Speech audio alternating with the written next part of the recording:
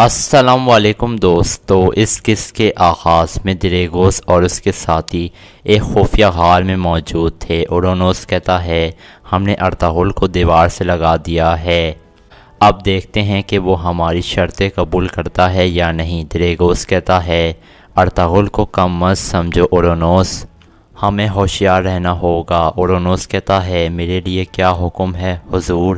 اگر ارطغرل ہماری شرطیں مان لیتا ہے تو کیا ہم البلگے کو اس کے حوالے کر دیں گے؟ دریگوس کہتا ہے نہیں، البلگے کی زندگی اتنی سستی نہیں ہے، ارطغرل کو اتنی جلدی ہم سے چھٹکارا نہیں ملے گا۔ اتنے میں تارا بھی وہاں پہنچ جاتا ہے اور کہتا ہے میرے پاس ایک اچھی خبر ہے حضور، ارطغرل نے بیبولت کو قتل کر دیا ہے۔ یہ سن کر دریگوس اور اورونوس حیران ہو جاتے ہیں۔ پھر دریگوس کہتا ہے کیا تمہیں پورا یقین ہے؟ یہ خبر تمہیں کیسے ملی؟ تارا کہتا ہے نکیس نے بتایا ہے مجھے، ارطغرل نے اس کے ذریعے بیبولت کی لاش کو سوگٹ سے باہر نکلوایا ہے۔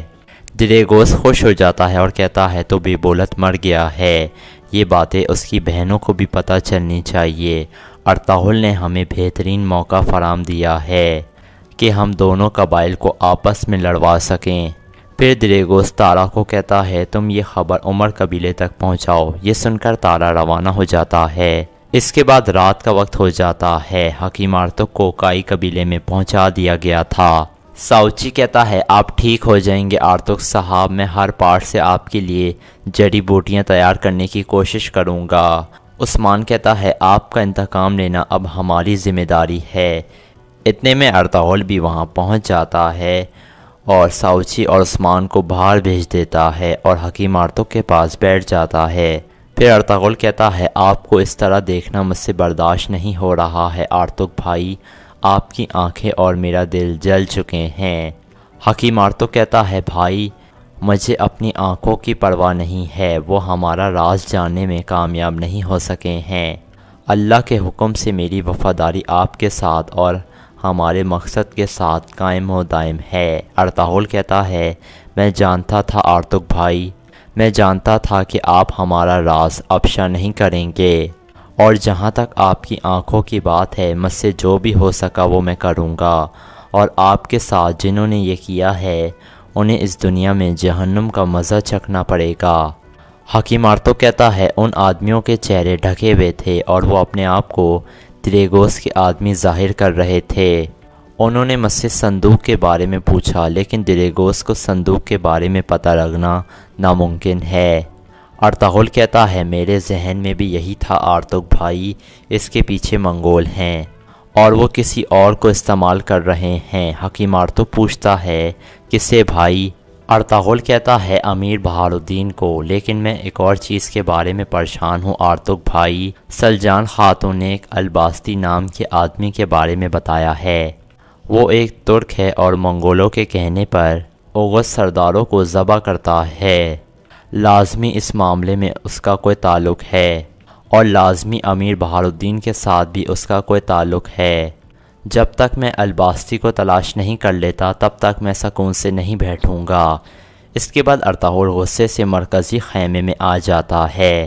حائمہ خاتون پوچھتی ہیں آرتک صاحب کیسے ہیں؟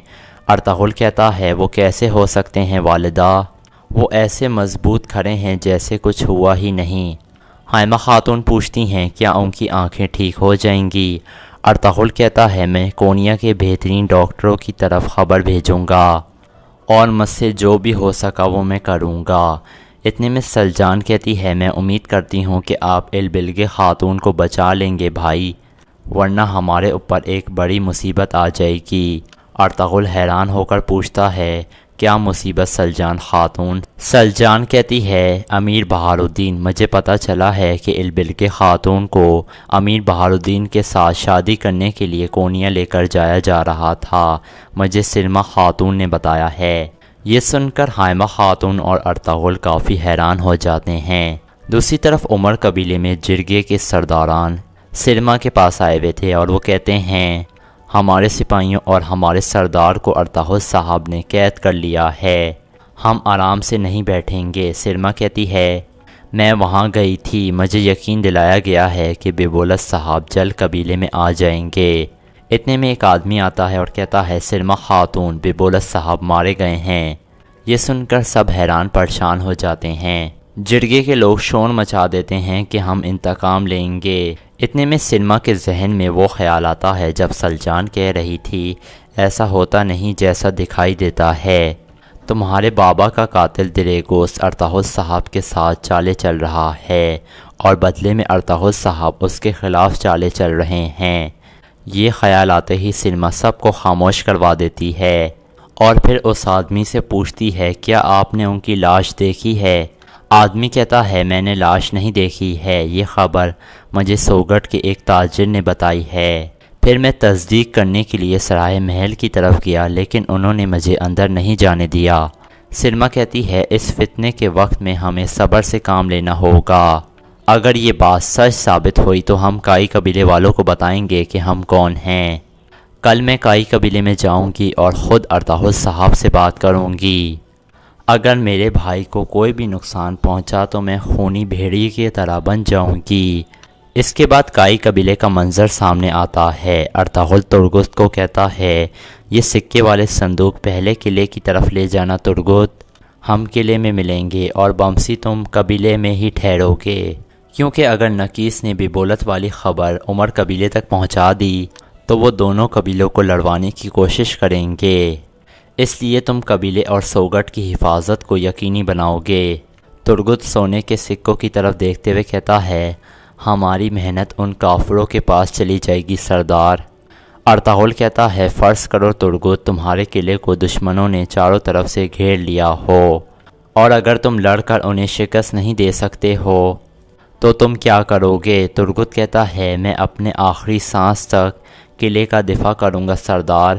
پھر ارطغرل بمسی سے پوچھتا ہے تم کیا کرو گے بمسی؟ بمسی کہتا ہے میں آخر کار قلعے سے نکل کر ان پر حملہ کر دوں گا بھائی۔ پھر ارطغرل عبد الرحمن سے پوچھتا ہے تم کیا کرو گے؟ عبد الرحمن کہتا ہے میں جنگ کیے بغیر قلعے کو چھوڑنا مرنا پسند کروں گا سردار۔ پھر بمسی پوچھتا ہے لیکن آپ کیا کریں گے بھائی؟ ارطغرل کہتا ہے ایسی صورتحال میں میں قلعے کے دروازے کھول دوں گا اور لڑائی کو تلخ کر دوں گا۔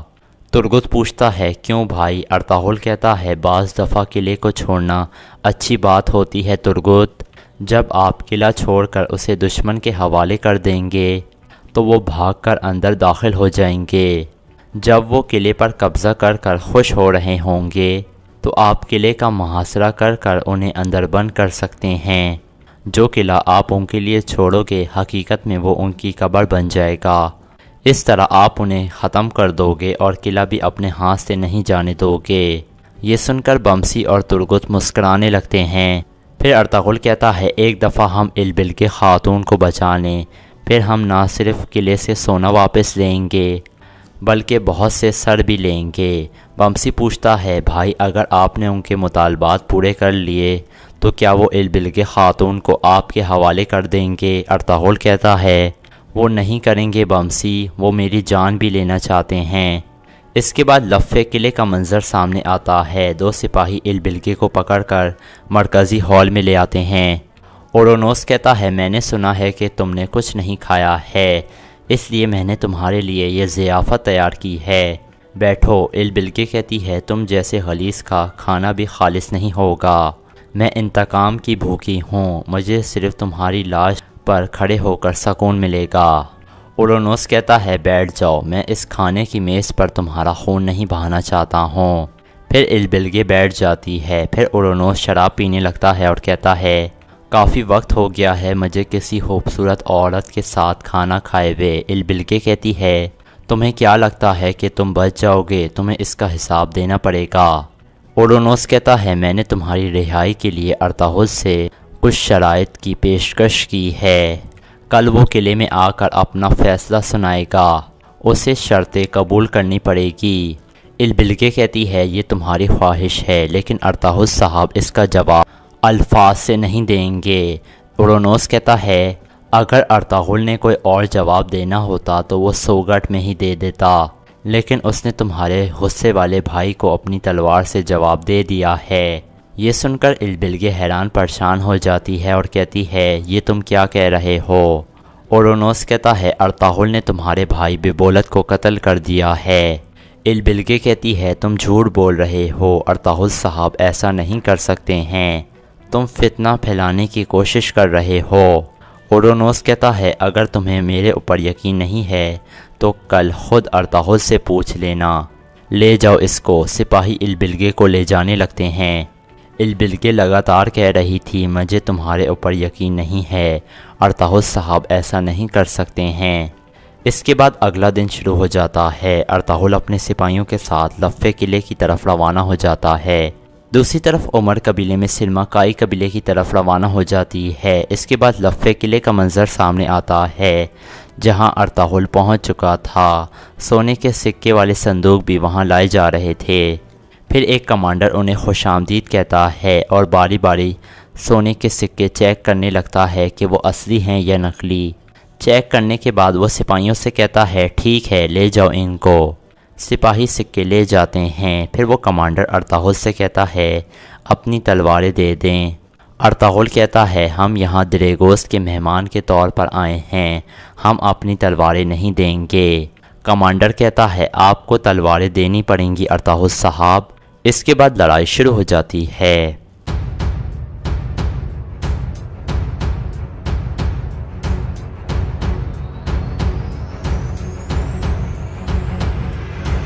ارطغرل اندر داخل ہو کر کہتا ہے میں یہاں تمہارے ساتھ معاہدہ کرنے کے لیے آیا ہوں دریگوس، اپنے سپاہیوں کو کہو کہ وہ پرسکون ہو جائیں۔ اتنے میں قلعے کے بہت سارے سپاہی آ کر انہیں گھیرے میں لے لیتے ہیں۔ دریگوس بھی ایک طرف چھپ کر کھڑا تھا۔ پھر ارطغرل کہتا ہے اگر تم صرف 2 آدمیوں سے خوفزدہ ہو تو میں غلط آدمی سے بات کرنے آیا ہوں۔ میرے سامنے ایک بزدل کھڑا ہے، یا تو تم میرے اوپر اعتماد کر کر مجھ سے بات کرو گے یا پھر ہم میں سے کوئی ایک قلعے سے زندہ باہر نہیں جائے گا۔ اورونوس کہتا ہے مجھے کیوں تمہارے اوپر بھروسہ کرنا چاہیے؟ ارطغرل کہتا ہے میں نے یہاں آ کر منگولوں والا سونا تمہارے حوالے کر دیا ہے، اب سے تمہیں بھی میری اتنی ہی ضرورت ہے جتنی تمہیں میری ضرورت ہے۔ دریگوس اگر تم غور کرو تو ہم دونوں اپنی اپنی ریاست کے بغاوت کر رہے ہیں۔ اورونوس اپنے کمانڈر سے پوچھتا ہے کیا سونا آ گیا ہے کمانڈر؟ کمانڈر کہتا ہے جی حضور، ہم نے ارطغرل صاحب کی طرف سے جو خوراک کے ڈبے آئے ہیں وہ بھی گودام میں رکھ دیے ہیں۔ اورونوس کہتا ہے بہت اچھے، میں جانتا تھا کہ تم بہادر آدمی ہو ارطغرل، اب میں یہ بھی جان گیا ہوں کہ تم ایک عقل مند آدمی ہو جو مجھ سے کاروبار کے بارے میں بات کرنا چاہتا تھا۔ میں تمہاری بات سنوں گا۔ دریگوس دل میں کہتا ہے بہت اچھے اورونوس، مجھے ایسا لگ رہا ہے کہ میں خود بات کر رہا ہوں۔ پھر اورونوس اپنے سپاہیوں سے کہتا ہے ارطغرل اور مجھے اکیلا چھوڑ دو، یہ اپنی تلوار رکھ سکتا ہے۔ یہ سن کر سب باہر نکل جاتے ہیں اور ارطغرل اور اورونوس ایک دوسرے کو غور سے دیکھنے لگتے ہیں اور یہاں اس قصے کا اختتام ہو جاتا ہے۔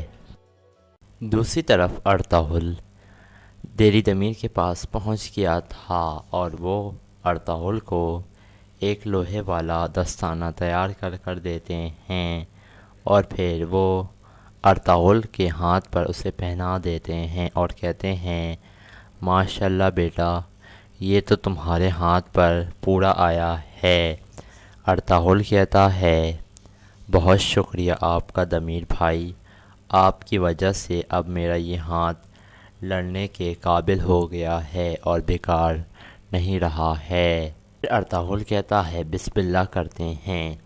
یہ کہہ کر ارطغرل اپنی تلوار میان سے نکال لیتا ہے اور ہاتھ گھما کر چیک کرنے لگتا ہے کہ اس کا ہاتھ صحیح ہے۔ پھر ارطغرل تھوڑی پریکٹس کرتا ہے اور اس کا ہاتھ بالکل ٹھیک گھوم رہا ہوتا ہے۔ یہ دیکھ کر دیری دمیر کہتا ہے ماشاءاللہ سردار۔ ارطغرل بھی بہت خوش ہو گیا تھا۔ پھر وہ اپنی تلوار میان میں رکھ لیتا ہے۔ اتنے میں گنگس سپاہی وہاں آ جاتا ہے اور کہتا ہے سردار، آپ نے مجھے کہا تھا کہ اگر حالات خراب ہوں تو آ کر میں آپ کو اطلاع دوں۔ ارطغرل پوچھتا ہے کیا ہوا ہے؟ گنگس کہتا ہے بھائی، وہ عبد الرحمن کو لینے کے لیے آئے ہیں اور مجھے ان کے ارادے ٹھیک نہیں لگ رہے ہیں۔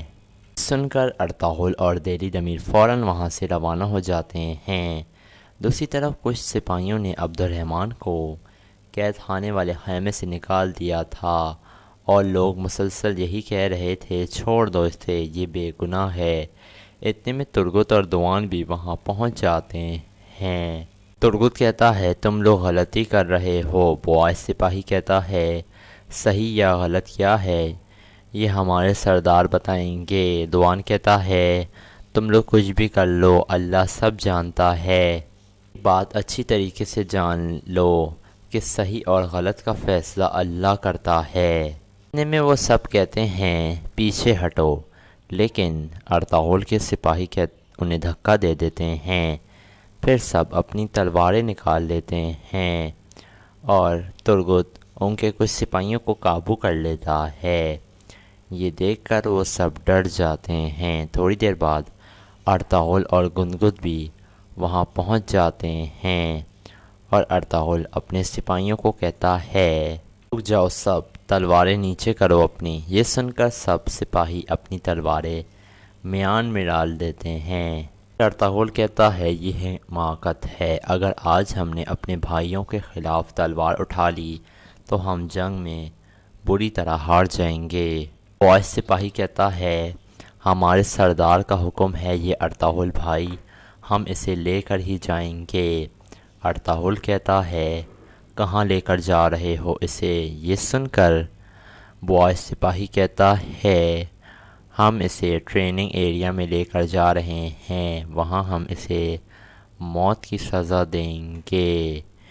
یہ سن کر ترگت کہتا ہے تم اسے نہیں لے جا سکتے ہو، اور سب لوگ بھی شور مچانے لگتے ہیں کہ ہم عبد الرحمن کو نہیں لے جانے دیں گے۔ ارطغرل کہتا ہے سب خاموش ہو جائیں۔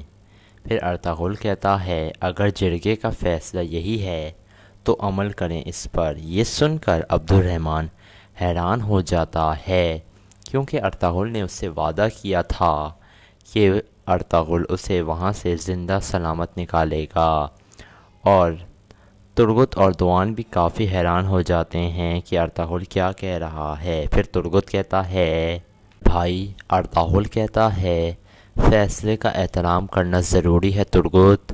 پھر سارے سپاہی عبد الرحمن کو پکڑ کر وہاں سے لے جاتے ہیں، اور دوان اور بمسی کا جو ساتھی تھا دوان وہ بہت پریشان تھا، اور کائی قبیلے کے باقی سپاہی بھی بہت پریشان ہو جاتے ہیں، اور ارطغرل کچھ سوچنے لگتا ہے کیونکہ ارطغرل کے ذہن میں ایک منصوبہ تھا، اس لیے ارطغرل نے ایسا کہنے کے لیے کہا تھا۔ دوسری طرف کرکت سردار کے خیمے میں تودیکن ٹہل رہا تھا۔ کوچا پہش بھی ادھر ہی موجود تھا۔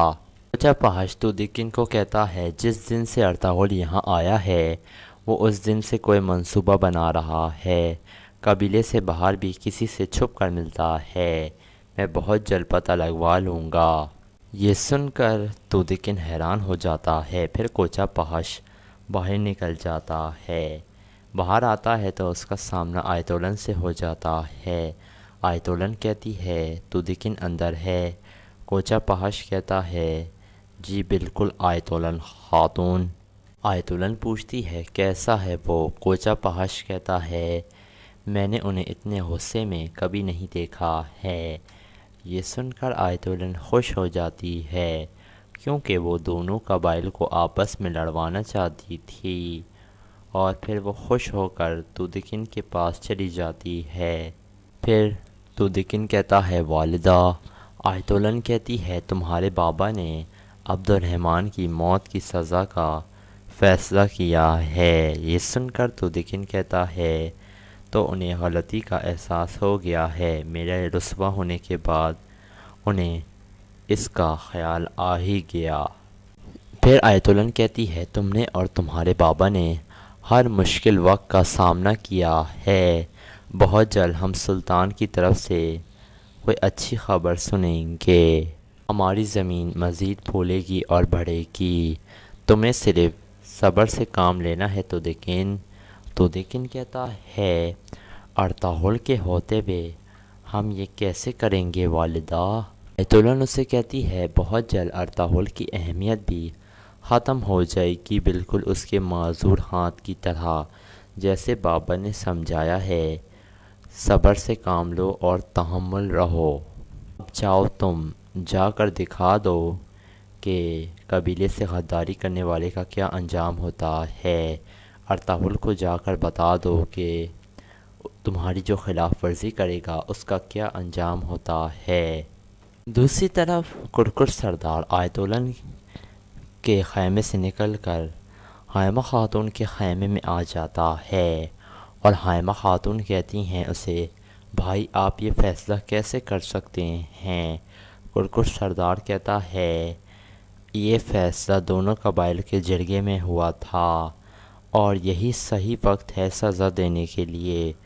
یہ سن کر حائمہ خاتون کہتی ہیں قبیلے کے لوگوں کو خوش کرنے کے لیے آپ ہمارے جنگجو کو سزا نہیں دے سکتے ہیں، یہ بالکل غلط ہے۔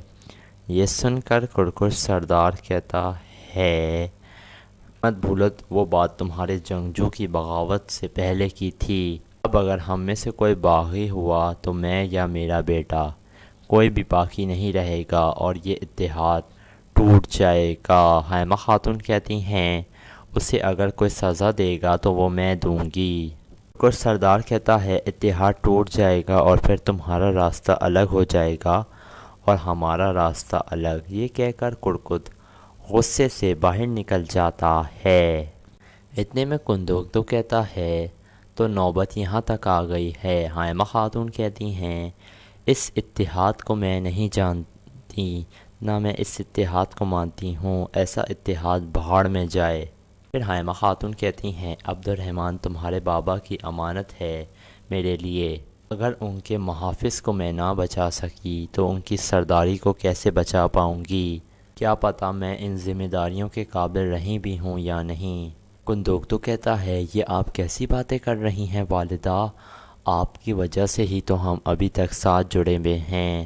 حائمہ خاتون کہتی ہیں جو آج ہمارے قبیلے کا حال ہے اس سے پہلے کبھی نہیں ہوا ہے، ٹکڑے ٹکڑے ہو کر رہ گیا ہے۔ عبد الرحمن بے قصور ہے یہ تم بھی جانتے ہو نا بیٹا۔ یہ سن کر کندوکتو کہتا ہے عبد الرحمن بے قصور ہے یا نہیں یہ مجھے نہیں پتہ والدہ، حمزہ پر بھی ہم نے ایسے ہی بھروسہ کیا تھا، لیکن بعد میں آپ نے دیکھا کہ وہ حدان نکلا، مجھے سمجھ نہیں آ رہا ہے کہ مجھے کس پر بھروسہ کرنا ہے اور کس پر نہیں کرنا ہے۔ حائمہ خاتون کہتی ہیں جاؤ ارطغرل کو بلا کے لاؤ یہاں۔ یہ سن کر کندوکتو کہتا ہے جو آپ کا حکم۔ پھر کندوکتو باہر نکل جاتا ہے۔ دوسری طرف کرکر سردار غصے سے اپنے خیمے میں جا رہا تھا، اتنے میں ارطغرل آواز دیتا ہے اور کہتا ہے ماموں جان۔ کرکر سردار پیچھے مڑ کر دیکھتا ہے لیکن وہ پھر تیزی سے خیمے کے اندر داخل ہو جاتا ہے۔ پھر ارطغرل بھی اس کے خیمے میں جا کر گھس جاتا ہے۔ کرکر سردار کہتا ہے کیا تم میرے اوپر الزام تراشی کرنے کے لیے آئے ہو ارطغرل؟ ارطغرل کہتا ہے میں اپنے ماموں جان کو ڈھونڈنے کے لیے آیا تھا کہ وہ کہاں ہیں۔ یہ سن کر کرکر سردار کہتا ہے ارطغرل اپنی زبان قابو میں رکھو۔ پھر ارطغرل کہتا ہے آپ مجھے نیچا نہیں دکھا سکے تو آپ میرے جنگجوؤں کی جان لیں گے، تو دکن کی غلطیوں کا ازالہ آپ میرے جنگجو کی جان لے کر کریں گے۔ کرکت غصے سے کہتا ہے ارطغرل کہتا ہے اپنے جس ماموں کو میں جانتا تھا وہ ایسے نہیں تھے، وہ دشمن کے کٹ پتلی نہیں بنے ہوئے تھے اور دشمن کے جال میں نہیں پھنستے تھے۔ کرکر سردار کہتا ہے ارطغرل تمہارا یہ رویہ آخری اتحاد کو آخری جھٹکا دے رہا ہے، دونوں قبیلے کو تم نے کس حال میں پہنچا دیا ہے، تمہارا ضمیر ملامت نہیں کرتا ہے۔ ارطغرل کہتا ہے ماموں سزا کو روک دیں، عبد الرحمن بے گناہ ہے، غصے میں آ کر ایک جانباز کی جان مت لیں جو بالکل بے گناہ ہے، ورنہ آپ ہمارے جرگے کے لوگوں پہ آپ کا اعتماد اڑ جائے گا۔ کرکر سردار کہتا ہے ہر صورت میں جرگے کے فیصلے پر عمل ہو کر رہے گا اور عبد الرحمن کو سزا بالکل ملے گی۔ تم نے میرے لیے کوئی اور راستہ نہیں چھوڑا ہے ارطغرل، شاید اسی طرح تمہیں اپنی حیثیت کا اندازہ ہو جائے۔ ارطغرل کہتا ہے آپ اتنے ظالم کب سے ہو گئے ماموں جان کہ آپ اتنے معصوم لوگوں کو قتل کرنے لگے؟ شاید آپ کا کوئی خفیہ منصوبہ ہے، اور اگر ایسا ہے تو اس کی حقیقت جلد سب کے سامنے آ جائے گی۔ ابھی بھی آپ کے پاس وقت ہے کہ آپ اس حکم کو رکوا دیں۔ کرکر کہتا ہے بس ارطغرل، چلے جاؤ یہاں سے، کہیں میں کوئی ایسا قدم نہ اٹھا لوں کہ بعد میں افسوس کرنا پڑے۔ چلے جاؤ، نکل جاؤ۔ ارطغرل سینے پر ہاتھ رکھتا ہے اور مسکراتے ہوئے باہر نکل جاتا ہے، اور کرکر غصے میں آ جاتا ہے اور سردار والی نشست پر بیٹھ کر کچھ سوچنے لگتا ہے۔ دوسری طرف کائی قبیلے کے سپاہی عبد الرحمن کو ٹریننگ ایریا میں پہنچا دیا گیا تھا، اور قبیلے کے لوگ نعرے لگا رہے تھے اور کہہ رہے تھے یہ غدار ہے، اسے سزا ضرور ملنی چاہیے، کیونکہ یہ دو درگاہ قبیلے کے سپاہی تھے۔ اتنے میں ترگت، دوان، دلی دمیر بھی وہاں پہنچ جاتے ہیں۔ پھر دوان کہتا ہے ترگت، ارطغرل بھائی کبھی بھی ایسا نہیں ہونے دیں گے۔ اس کے بعد عبد الرحمن کو وہ سزا دینے کے لیے اس کے ہاتھ باندھنے لگتے ہیں۔ دوسری طرف قندوق تو ارطغرل کو لے کر حائمہ خاتون کے پاس پہنچ گیا تھا، کیونکہ حائمہ خاتون نے اسے بلوایا تھا۔ حائمہ خاتون کہتی ہیں عبد الرحمن کی سزائے موت کی اجازت ہم کبھی نہیں دے سکتے ہیں۔ ارطغرل کہتا ہے وہ قیمت چاہتے ہیں اور ہم قیمت ادا کریں گے۔ ارطغرل کہتا ہے ہم قیمت ادا کریں گے والدہ۔ حائمہ خاتون پوچھتی ہیں کیسے ادا کریں گے؟ یہ سن کر ارطغرل کچھ سوچنے لگتا ہے۔ اس کے بعد دوسرا منظر سامنے آتا ہے جہاں پر ٹریننگ ایریا دکھایا جاتا ہے، اور وہاں کرکر سردار پہنچ جاتا ہے۔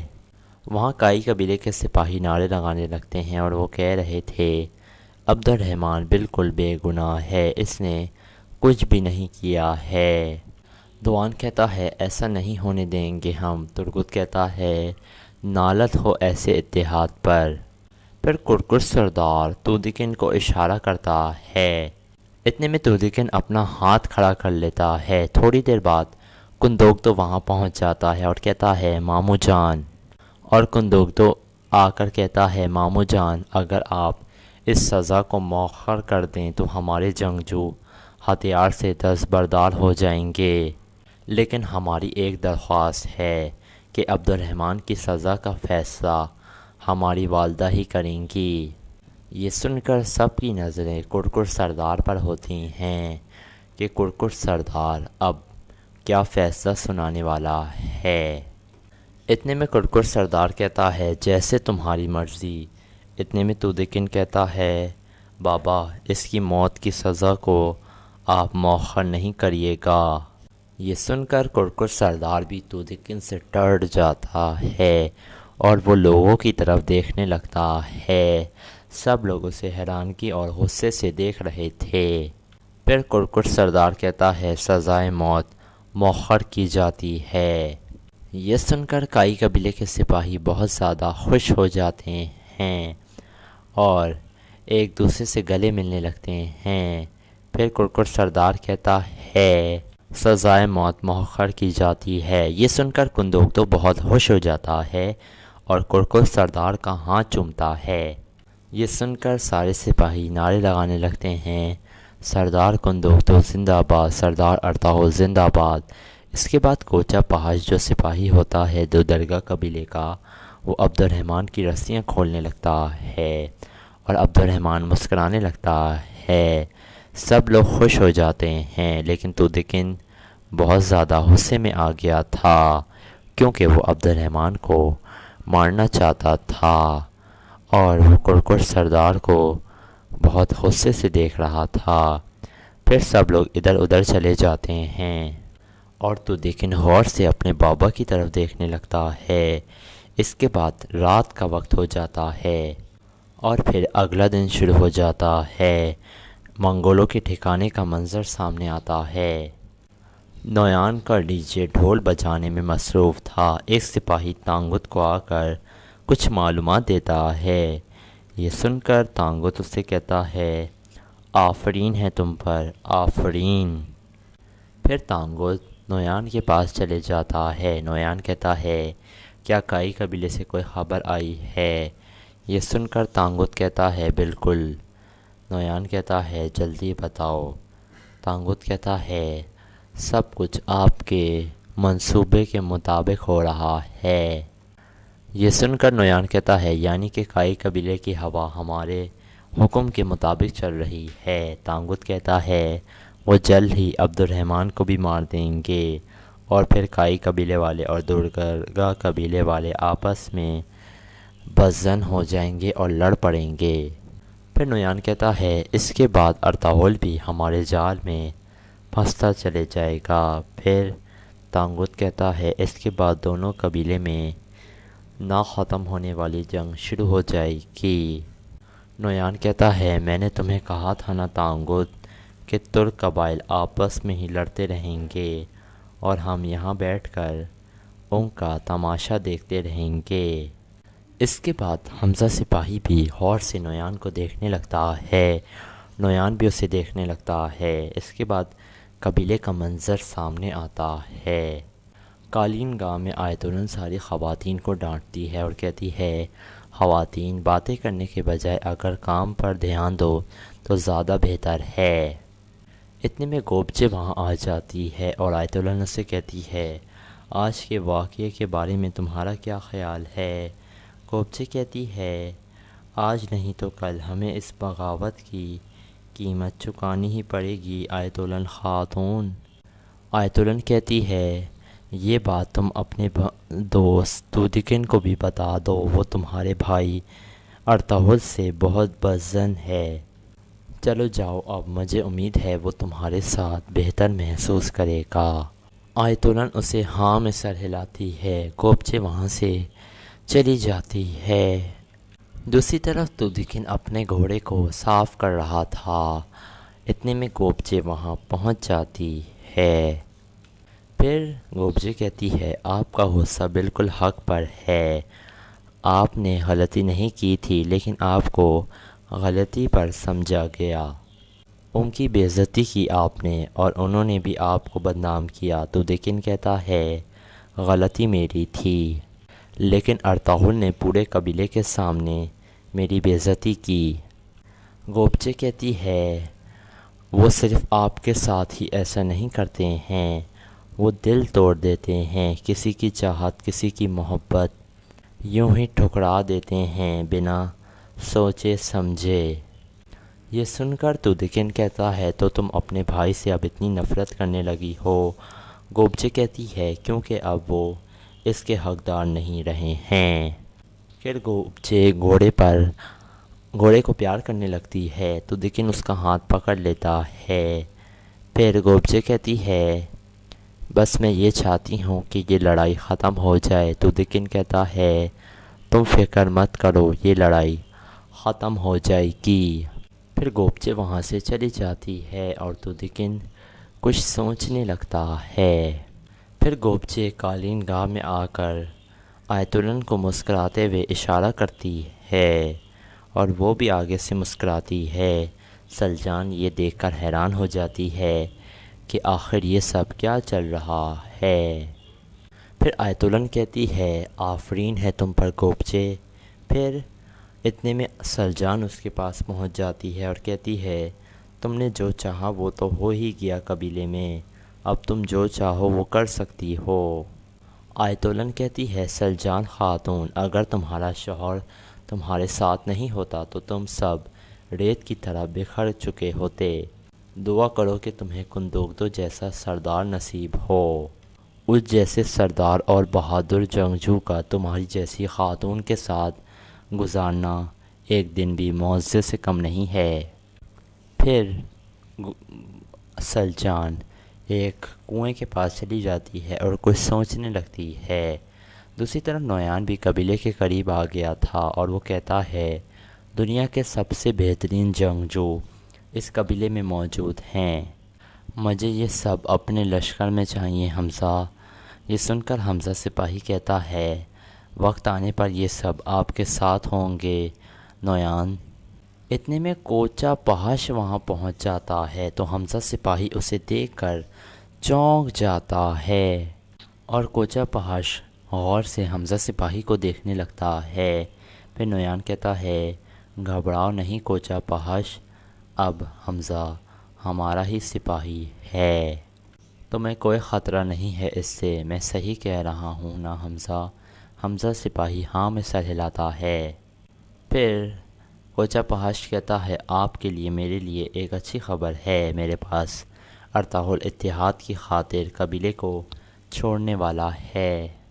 حمزہ سپاہی کہتا ہے ارطغرل کبھی بھی قبیلہ نہیں چھوڑے گا۔ پھر نویان کہتا ہے تمہارے خیال سے کیا حال ہوگا اس کا جب وہ زخمی قبیلہ چھوڑے گا؟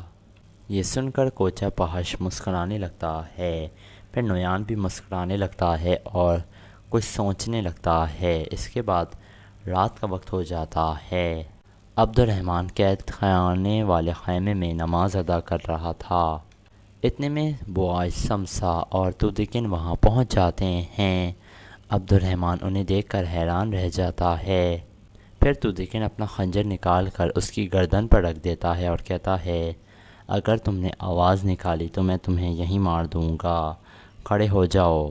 میں نے کہا کھڑے ہو جاؤ۔ عبد الرحمن کھڑا ہو جاتا ہے۔ پھر تودکن کہتا ہے تم اتنی آسانی سے نہیں مر سکتے۔ پھر شمسا سپاہی ایک پتھر وہاں پر رکھتا ہے۔ پھر تودکن کہتا ہے کھڑے ہو جاؤ اس پر۔ پھر عبد الرحمن اس پر کھڑا ہو جاتا ہے۔ پھر وہ اس کی گردن ایک لکڑی میں پھنسا دیتے ہیں تاکہ وہ ذرا سا بھی ہلے تو وہ مارا جائے۔ پھر تودکن کہتا ہے اگر تم سوئے یا یہاں سے بھاگنے کی کوشش کی تو مارے جاؤ گے، سمجھ گئے نا تم؟ پھر تودکن کہتا ہے کسی کو بھی اندر نہیں آنے دینا۔ یہ کہہ کر وہ باہر نکل جاتا ہے۔ دوسری طرف ارطغرل اپنے ساتھیوں کے پاس پہنچتا ہے اور کہتا ہے تم صبح گیگلی کی طرف لے جاؤ، دوان کے ساتھ میری طرف سے خبر کا انتظار کرنا۔ یہ سن کر دوان سپاہی کہتا ہے جیسے آپ کا حکم بھائی۔ دوان کہتا ہے لیکن عبد الرحمن آپ بھی تو قبیلے سے جا رہے ہیں۔